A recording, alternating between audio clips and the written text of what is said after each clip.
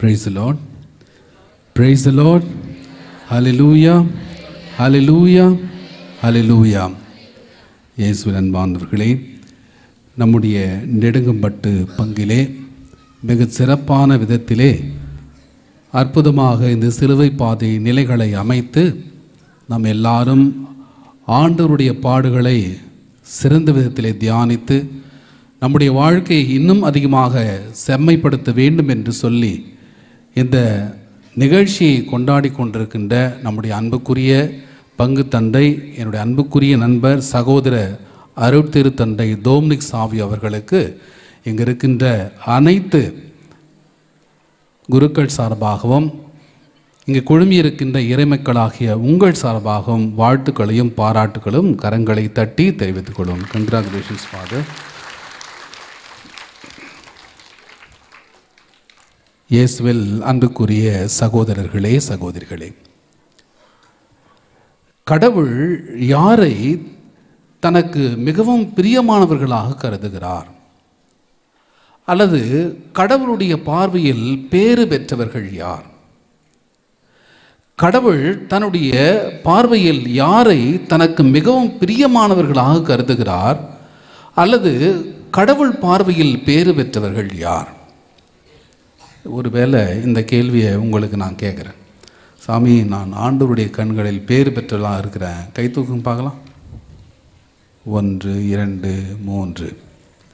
சரி, இன்றைய முதல் வாசகத்தில் பாருங்கள், ஆண்டவர் பேறு பெற்றவர்களாக இருக்கக்கூடிய நபர்கள் யார் என்று அடையாளப்படுத்துகிறார்.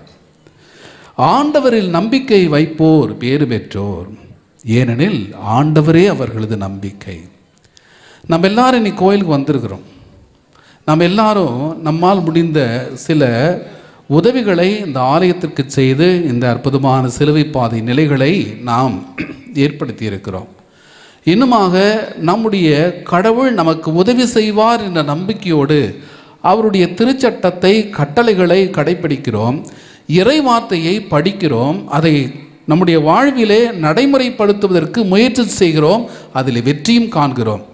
ஒருவேளை எல்லாவற்றையும் நம்மால் அதை கடைபிடிக்க முடியவில்லை என்றாலும் கூட சில காரியங்களையாவது நாம் கடைபிடிக்கிறோம், ஏனென்றால் நாம் கடவுள் மீது நம்பிக்கை வைத்திருக்கிறோம். Praise the Lord, praise the Lord.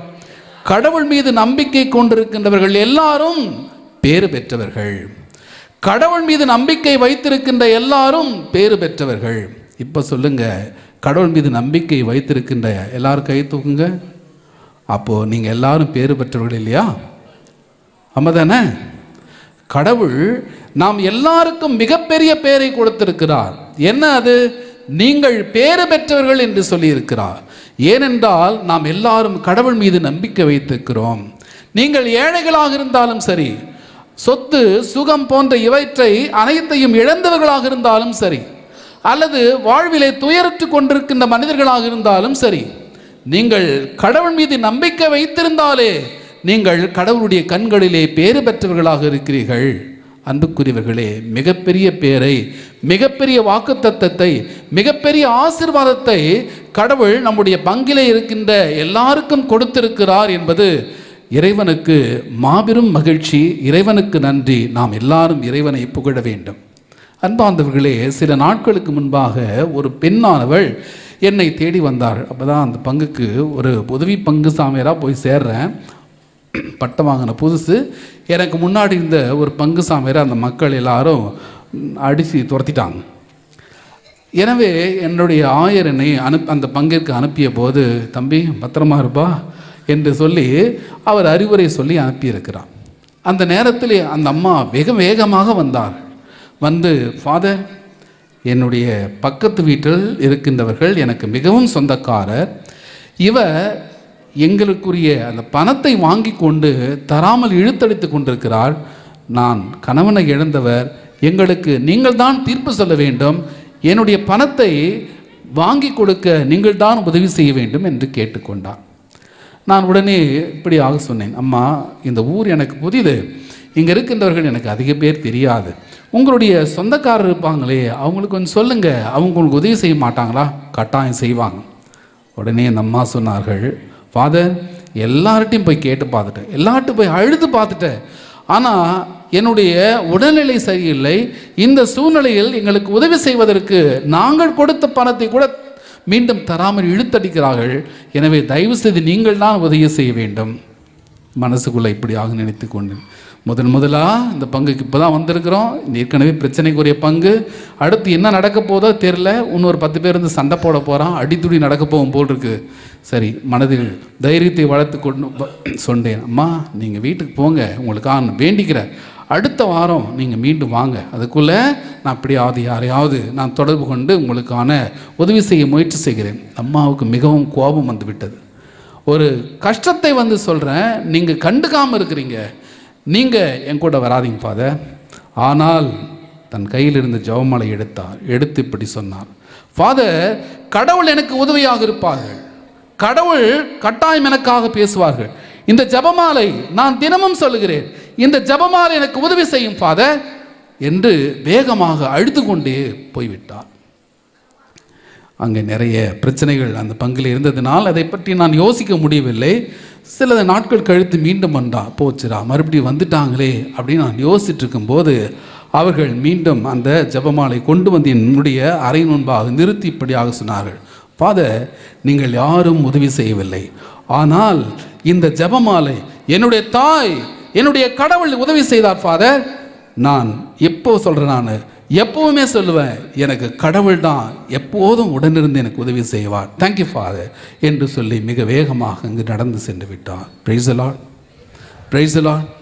அன்புக்குரியவர்களே, கடவுள் மீது நம்பிக்கை கொண்டவர்கள் ஒருபோதும் கைவிடப்படுவதே இல்லை. கடவுள் மீது தன்னுடைய நம்பிக்கையை முழுமையாக வைத்து அவர் இருக பற்றி கொண்டு இருக்கின்றவர்கள் ஒருபோதும் கைவிடப்படுவதில்லை. ஏனென்றால் திருப்பாடல் 34ஆம் அதிகாரம் 6ஆம் வசனத்தில் இப்படியாக வாசிக்கிறோம், இதோ ஏழை கூவி அழைத்தான், ஆண்டவர் அவனுக்கு செவி சாய்த்தார்.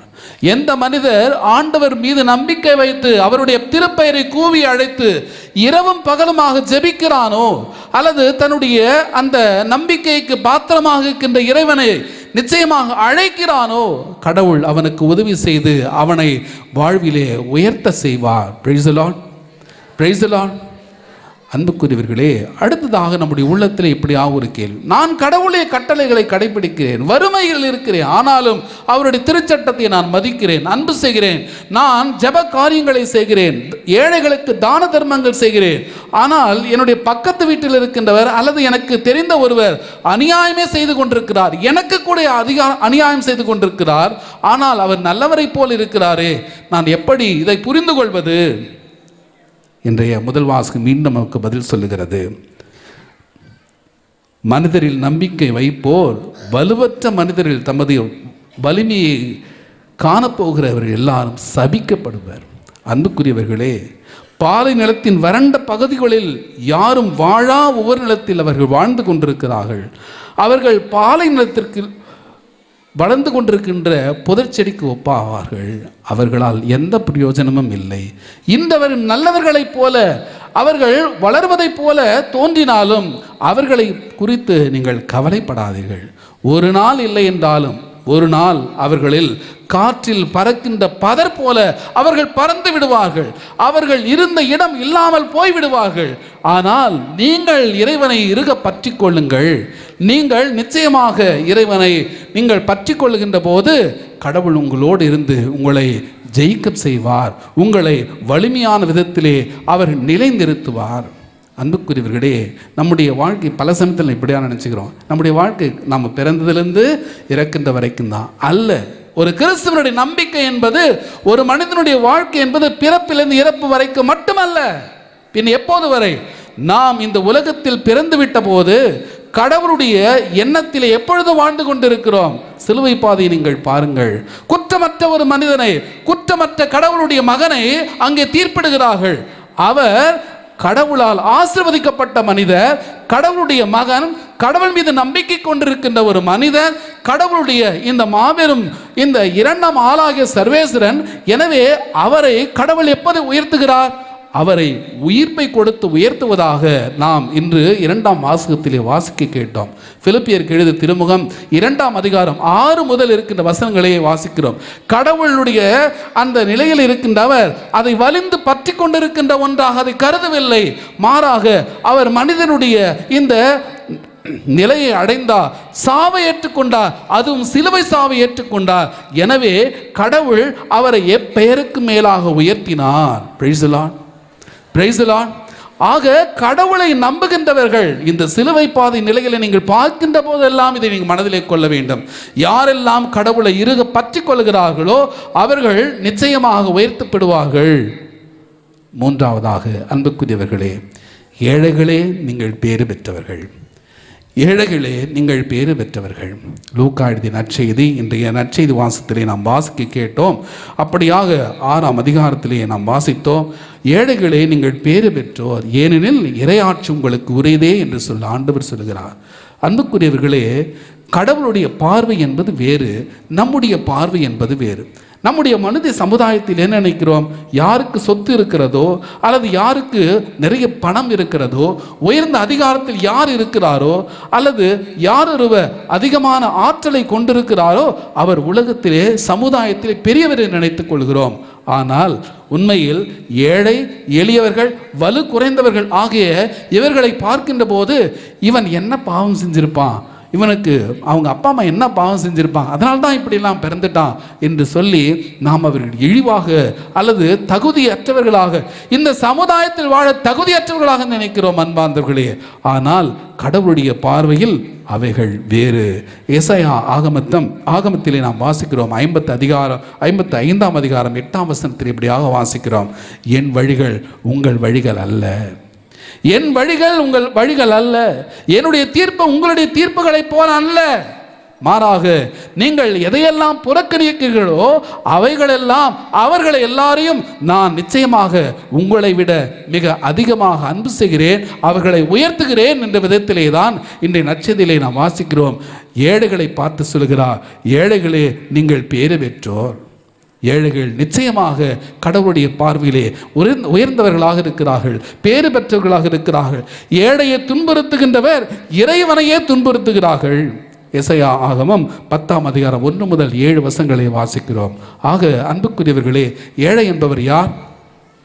பணம் இல்லாதவர் மட்டும்தானா அல்லது வீடு வசதி இல்லாதவர் மட்டும்தானா? அன்புக்குரியவர்களே, ஏழை என்பவர் இறைவனை நம்பி இருக்கின்றவர் ஏழை. அடுத்த வேளை உணவுக்கு, அடுத்த சூழ்நிலையை சந்திப்பதற்கு அல்லது அடுத்த வாழ்க்கையினுடைய திட்டமிடுதலுக்கு என்ன செய்வது என்று தெரியாமல் கடவுள் எனக்கு உதவி செய்ய போகிறார் என்று சொல்லி கடவுளை மட்டுமே நம்பி வாழக்கூடிய ஒரு மனிதர் இருக்கிறாரே, அவர் ஒரு ஏழை. நிச்சயமாக அந்த மனிதர் கடவுளுடைய கண்களிலே பேறு பெற்றவராக இருக்கிறார். அன்புக்குரியவர்களே, நாம் ஒருவேளை கடவுளை மட்டும் நம்பக்கூடியவர்களாக இருந்தால், கடவுளை சார்ந்திருக்கின்ற மக்களாக இருந்தால், அந்த மனிதரை கடவுள் ஆசீர்வதிக்கிறார், அவரை பேறு பெற்றவர் என்று சொல்லுகிறார். அப்படிப்பட்ட ஏழை எப்படிப்பட்ட இந்த குணநலன்களை கொண்டிருப்பார் பாருங்கள். ஒருவேளை அவைகள் உங்களிடம் இருந்தால் நீங்கள் பேறு பெற்றவர்களாக இருக்கிறீர்கள் என்று நாம் புரிந்து கொள்ள முயற்சி செய்வோம். அந்த ஏழை என்பவர் இரக்கம் கொள்பவராக இருப்பார். தன்னுடைய காலத்தை, திறமையை வீணடிக்க மாட்டார். அவர் ஒரு கடின உழைப்பாளியாக இருப்பார். பணத்தை விட பரிவை, உறவை பெரிதாக மதிக்கின்ற ஒரு மனிதனாக இருப்பார். அவர்கள் சவால்களை மிக சாதாரணமாக இறைவனின் துணையை கொண்டு அதை சந்திக்கக்கூடிய வல்லமையை பெற்றிருப்பார். நேர்மறையான எண்ணங்களை கொண்டிருப்பார். எப்பொழுதும் பிறரை மதித்து வாழ்கின்ற ஒரு நல்ல மனிதனாக இருப்பார். இப்படிப்பட்ட ஒரு ஏழையை கடவுள் ஆசீர்வதிக்கிறார். நாமும் ஒருவேளை அந்த ஏழைக்குரிய மனப்பாங்கோடு இறைவனை இறுக பற்றி கொண்டிருந்தால் நம்மையும் ஆசீர்வதிப்பார் என்ற நம்பிக்கையோடு தொடர்ந்து இந்த திருப்பலியிலே ஜெபிப்போம். இறைவன் அனைவரையும் ஆசீர்வதிக்கட்டும். ஆமென்.